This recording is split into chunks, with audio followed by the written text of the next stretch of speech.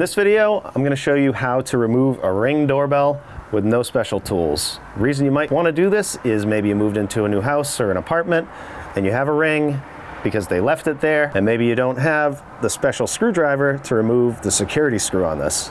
If you take a look at the bottom, you can see there's one screw, and this is the screwdriver you'll need. It has kind of a hole in it. And different generations of Rings are pretty much the same, where they're gonna have a similar screw like this. So I do have this screwdriver, but if you don't, I wanna show you what you can do. So all you really need is an 1/8 inch flathead bit, just like this. And as long as you fit this in there and put a little pressure going up, you can actually remove this screw. Just keep pressure on it so it actually comes out. Just like that. So now at this point, all you have to do is grab this, pull it out like this. You might need to get a screwdriver up under there. And then there's 2 screws, one right here and one right here, and those are just Phillips.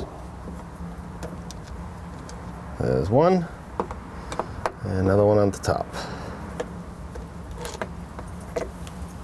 Pull this out, like that. These wires should be low voltage, but it's recommended that you find the breaker and turn them off, just in case. You never know how anybody wired the house. Now that the power's off, I'll remove these. If you don't know how to find the breaker, basically just ring the doorbell until it stops ringing. Flip breakers, ring the doorbell, flip breakers, and eventually you should find it.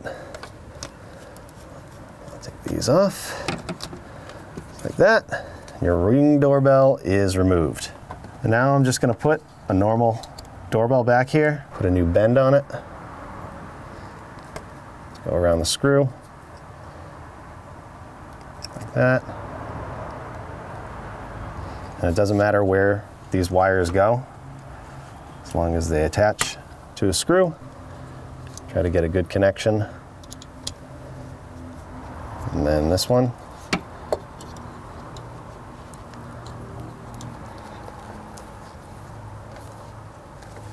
Okay, push those wires in just a little bit. And I can install these screws.